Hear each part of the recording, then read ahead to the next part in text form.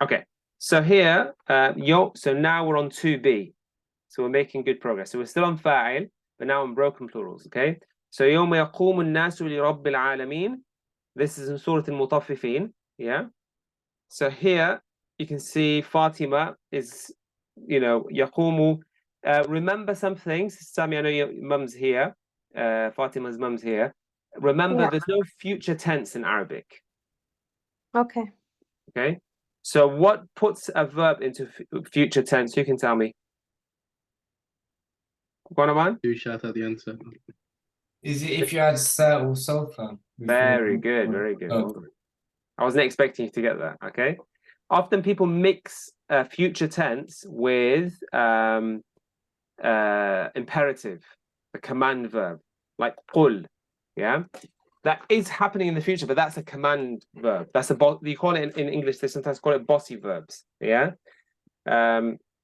But in Arabic, it's just if you want to talk about the future, you just have the present tense and you put either a sa or a sofa before it. So you say سيصلى نارا ذات لهب in Surah Al-Masad, yeah? Good, okay. So the key thing here is that you've identified the fa'il, which is nas, okay?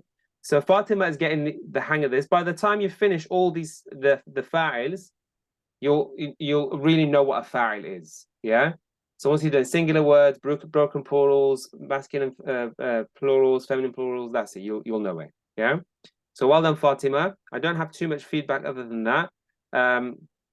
You've got the preposition here, which is good. So this is where, Sister Misbah, this is where I want Zoya to focus on, what I call word mapping.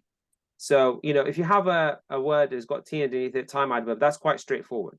Where I look out for, this is what I was trying to get to grips with our Huffaz, Isa, and the other kids, Isa, Iman, and Yusuf, where you have something like this, where it's got two words. Yes, you've got the preposition and you've got the noun. It's just getting the hang of that, okay? So sometimes you can map it directly to translation. This doesn't particularly map very well to translation that they've given. So you've got Lord, but li isn't really before. Like before, you can think before's like afterwards and before, but this means like when you stand up, like when you walk into, when the head teacher walks into the class, I don't know if they still do this, but in my day you'd stand up. Yeah, do you still do that? Yeah, so that's what's happening here. You're not it's like you're standing before the head teacher, but li is like there's like a purpose involved as well. Yeah. Go on, Aman.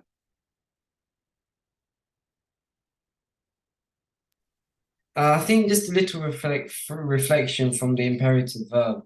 It shows Allah's power over all of humanity. All of the most powerful humans will be more or less forced to stand up just by the will of Allah, just to emphasize how powerful it is. SubhanAllah. Yeah, it's like I like that. Yeah, so it's almost like you can't help it. You can't help but stand up for the sake of Allah. Very nice, Aman. Good. Okay. Well done, Fatima. Keep it going. Yeah. MashaAllah, Fatima. We've got Ibrahim this Sunday. I'm going to give him the white badge. He finished the whole read and rise in 1 year, aged 5.